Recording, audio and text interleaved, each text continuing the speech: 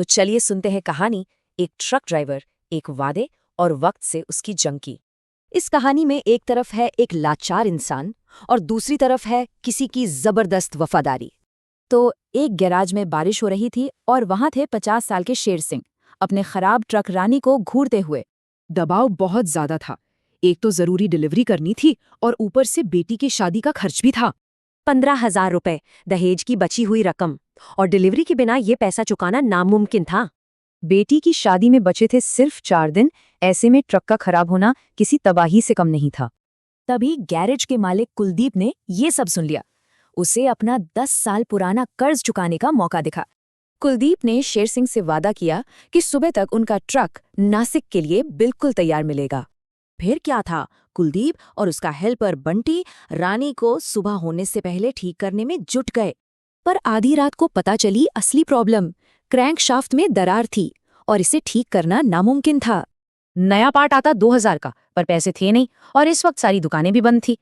तब कुलदीप को एक रिस्की आइडिया आया, पास के कबाड़ खाने में पार्ट ढूंढने का। और फिर शुरू हुई वक्त के खिलाफ एक दौड़, उस अंधेरे कबाड़ खाने में एक छोटे से पुर्जे के लिए। सुबह के 3 बजे बंटी की हालत खराब थी। ठंड और थकान से उसकी हिम्मत जवाब दे रही थी। लेकिन तभी कुलदीप की नजर पड़ी एक जंग लगे इंजन के नीचे चमकती हुई क्रैंकशाफ्ट पर। बस फिर उन्होंने जी जान लगाकर उस पार्ट को निकाला और ट्रक में फिट कर दिया, सुबह होने से ठीक पहले। ठीक 5:30 बजे शेर सिंह गैराज पहुंचे। उनके चेहरे पर चिंता साफ दिख रही थी। वो बुरी खबर सुनने को तैयार थे। उन्होंने कुलदीप से पूछा, रानी तैयार है या फोन करके डिलीवरी कैंसिल कर दूं? कुलदीप ने कुछ नहीं कहा, बस चाबियां हाथ में थमा दी और चाबी घुमाते ही इंजन शेर की तरह दहाड़ उठा। जब शेर सिंह ने कुलदीप और बंटी को भीगा और ग्रीस से सना हुआ देखा तो वो उनकी मेहनत समझ गए।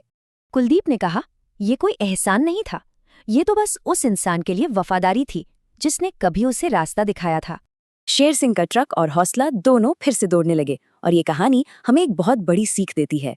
तो सवाल ये उठता है कि हम अपनी जिंदगी में नेकी का कर्ज कैसे चुकाते हैं।